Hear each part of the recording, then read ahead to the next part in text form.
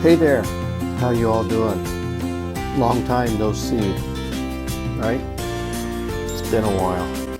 Actually, almost 2 years since my last video. And I'm here to talk with you just briefly about why. And during the course of those 2 years, I finished a college course on web application development. During my last semester of that course, the pandemic started.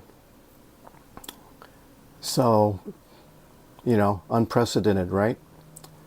Worldwide pandemic affecting everyone, all of us, whether we caught it or whether we're just impacted because of it. So it's been a life-changing event for many, many people. And now facing a war over in Europe, which is having an impact on everybody as well, whether it be fuel or delivery of food and goods, and just you can't focus on it too much. If you do, you just end up down in the dumps. So, where have I been for the last 2 years? Well, here's the illustration I like to give, is that if you're on a ship that is starting to sink, and you're told you need to get off because if you go down with the ship, it could be deadly. So, when you jump and someone throws you a life ring or you end up in a life raft, a lifeboat, your sole focus at that time is not so much everything that you've been doing, but rather just trying to survive. And that's kind of the mode I've been in for the past 2 years, is just doing everything I can to not only take care of myself, but also my household, friends, helping them to cope with all the situations that have confronted them, and just getting by. And so writing, unfortunately, took a bit of a back seat. But Airstorm, the sequel to Airborne, has taken a back seat. I'm on chapter 14. I've been on chapter 14 for 2 years. I have touched it a few times, made some edits and some changes. I also went through chapter 1 through 14 to fix a problem. That problem being, where is Jules? She had an impact in the first book, Airborne, and I wanted to make sure that she's still involved in Airstorm. And for whatever reason, I had kind of left her out. So she's back in the book. But I wanted to apologize for being gone for 2 years as a writer, author, and publishing these videos about being a writer and the things that I've had to deal with as a writer. Taking a hiatus for 2 years basically doesn't mean that I'm no longer a writer. I've been a writer ever since junior high, and I will always be a writer because that's my creative outlet, is in the telling of stories. So I will continue to do so, and I want to let you know I am back. I am dedicating myself to getting Airstorm completed as soon as I can. So I'm on chapter 14. I've targeted 28 chapters for Airstorm. That's the goal and the plan. And, refreshing, getting back into it and getting started again. So Airstorm, which is what I'm currently working on, is the sequel to Airborne. If you know me, you've seen the book or have read it or have heard about it. I also have a book of short stories called Undiscovered, which is not just the telling of short stories, but kind of a bit of a revealing about myself and the thought process behind each of the short stories that's contained in the book. So I'm going to read one of those short stories today, and it is called Jezi's Dilemma. So here we go. Got a picture there for you that I purchased from stock photos to be a representation of Jezi, the main character, the protagonist. So here's the intro. This story started as a submission to the Edmonds Write on the Sound Writers Conference. Each year, a theme is presented and the story has to be 1,500 words or less. The theme for this one was Seattle, which I managed to throw in.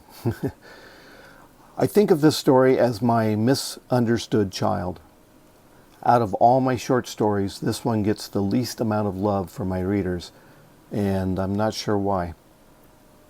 Maybe you can let me know after you hear it. But I think it's special, and it allows me to ask another what-if question. What if space commuter travel required sleeping in stasis? What if your stasis pod was misrouted? One missed stasis port could ruin your whole decade. So that's the intro for the story. Here it goes. What do you mean I'm not on Alcor? I spent 1,200 cred to get to Alcor, and now you're telling me I'm on some planet called Tristola? Jezi tried to be loud enough to make a small scene, but she didn't want to be so loud enough for the port authorities to come and investigate. I'm sorry, the flustered flight agent responded. It seems you were transferred to an incorrect jumper at Banife while you were still in stasis. The attendant tried to give her best apologetic smile through her heads-up display. We can offer you full compensation and a free ticket to any destination within 12 parsecs. Jezi was in total disbelief. She felt like pulling all her hair out while screaming and running circles around the terminal lobby, but she knew it wouldn't solve anything. Not to mention, someone would probably post it on the Uniweb. She took a deep breath before responding. And how long ago did that happen? The attendant focused on her display while answering. It looks like 3 teramonths ago. Would you like your compensation now? Jezi was in shock. 3 months ago? I should have been on Alcor over 2 months ago. She stood there for a long, uncomfortable minute, staring at the attendant. She was hoping this was just a dream and she would wake up soon to find herself on Alcor. Would you like your compensation now? The attendant asked again while glancing past Jezi at the other people standing in line. Jezi turned around to look behind, then back at the attendant. Without a word, she placed her hand on the raised palm display. After several seconds, the display beeped and showed the transfer was complete. Jezi looked at the skin-embedded display in her palm to confirm. Thank you for flying with Soul Space, and I hope you have a pleasant flight wherever your destination may be, the attendant stated and looked at the next customer in line. Jezi walked away from the ticket counter, still stunned at her predicament. Her hoverpack followed closely behind. She tried to remember what it was. The attendant said, Destination? There was no need to go to Alcor now. Her assignment to cover the birth of a new standard beast was way past being overdue. No need to contact the editor either. There wouldn't be any chance of getting another freelance assignment from him again. She continued slowly walking in a daze, not really heading in any specific direction. She didn't know where she would go or where she could get another assignment. She needed a fresh start, and maybe this was the opportunity. Yes, you could be enjoying the sun-filled purple skies and beautiful golden waters of Teneria. The display sign spoke to her as she came within its advertising perimeter. Jezi stopped to look at the holo display. Her hoverpack bumped lightly into the back of her legs. Sensing she was watching, the display continued. Imagine yourself laying on the beaches of Teneria, the radiant warmth of the dual suns giving you a glowing tan, followed by a multi-course dinner of our highly rated and unique seafoods, and finish with a perfect night of dancing in the infamous clubs of Landon Beach. She paused and gave it a thought, then responded, "Nah." The display switched to a view of rugged mountains and sheer cliffs. Wouldn't it be wonderful to find yourself among the breathtaking beauty of the peaks and... Jezi pointed at the display and slid her pointed finger to the right. The display of the mountains slid off the side of the display, and a new image slid in from the left. Only a teramonth of stasis sits between you and the casinos of... She flicked her hand to the right and watched the display updated. The next image of the display seemed to reach out and surround Jezi. A deep blue sky with scattered puffs of white clouds hovered above, with a rocky shore along a serene body of water seemed to be just below her feet. She could hear the lapping of the shallow waves of water kissing the sand and rocks. A strange gray and white creature flew overhead, calling out to her in a high-pitched squeal, almost as if it was singing to her. The display spoke. Not the rapid sales pitch of the previous offers. This time it was a kind and gentle voice, male with a hint of an accent she had not heard before. Some call it Terra. Others refer to it as its ancient name of Earth. Regardless of what name you use, there is no denying this beautiful planet, now called Trinth, is the ultimate destination for those who are seeking peace, tranquility, and the experience of a lifetime. Jezi didn't know if it was the voice or the sheer beauty of the projected holographic image that appealed to her. She knew she was going to go there. There was no forethought, hesitation, or a hint of trepidation. She had dreamed of this place. Turning the page. The image seemed to lift her above the beach and the water. It moved, giving her the sense she was flying above the water.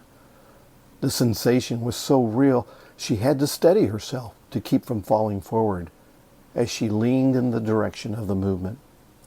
Lush green islands rose up in the distance. Towering peaks of mountains arose on the horizon, topped with a pristine white so bright it seemed the sun had scattered its constant fusion of energy there. The voice continued. Once a place of savage wars and selfish plundering, the inhabitants of this beautiful world turned their attention to restoring Trinth back to the condition it was in before the plundering. It has become the example of how humankind could coexist with their native environments while carrying forth their message of peace, prosperity, and expansion to the stars of the universe. Would you like to learn more about Trinth? All Jezi could do was slightly nod her head as she was whisked away into the beautiful skies of Trinth. After a long pause, she realized she needed to verbally respond. Yes, she said, I am interested. The display changed to show the man behind the voice. His hair was long, silken, and black, a perfect match for the ebony black pupils of his eyes. His smile was sincere, and it highlighted the lines of kindness around his eyes. Jezi figured him to be in his 30s, in Terra years.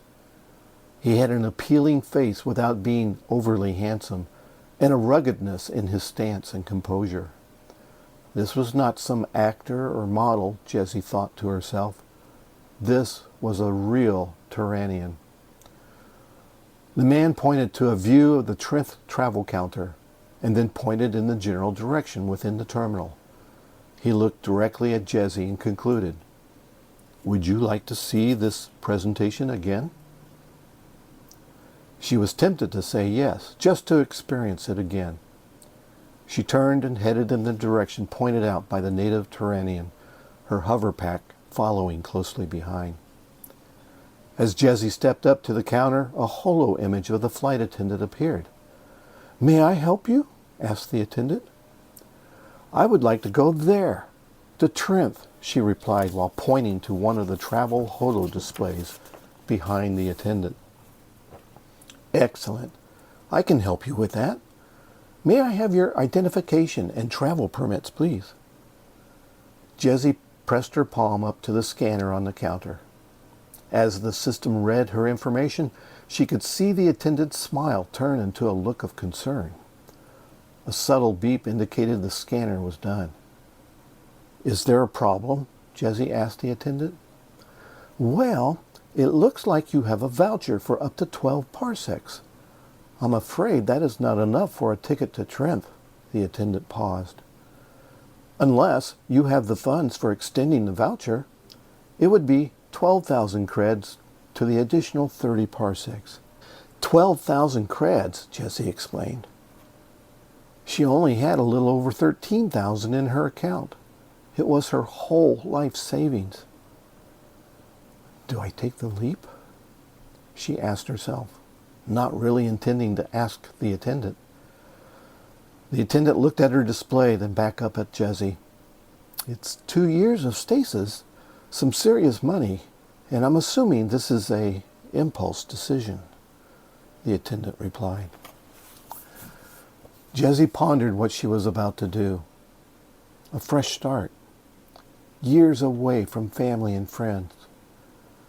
Back to comfortable, familiar? Or off to seek adventure and new stories to write? What's the name of the city where I'm heading? She asked the attendant. Looking at her display, the attendant replied, Seattle. That's a nice name, Jezi pondered. She closed her eyes, placed her hand on the scanner. 1 ticket to Trent, please. There it is. I hope you liked it. It's one of my misunderstood children. Jezi's Dilemma. And that's in my book, Undiscovered. You can find it in print or in electronic ebook format on Amazon, Apple Books, Barnes & Noble, and also my full-length science fiction novel, Airborne, is available in all those outlets. And it's also available in Spanish, German, and Portuguese, believe it or not. So feel free to check that out as well. Like I said, it's been 2 years. I'm back, and I'm going to continue writing. Airstorm will get completed, and then I have other stories waiting in the wings. So moving forward, that's what we do when we trip. We get up, brush ourselves off, and move forward again.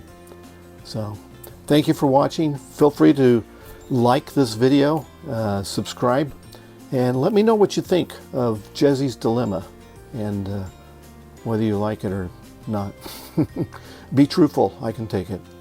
Thanks again for watching. Catch you later.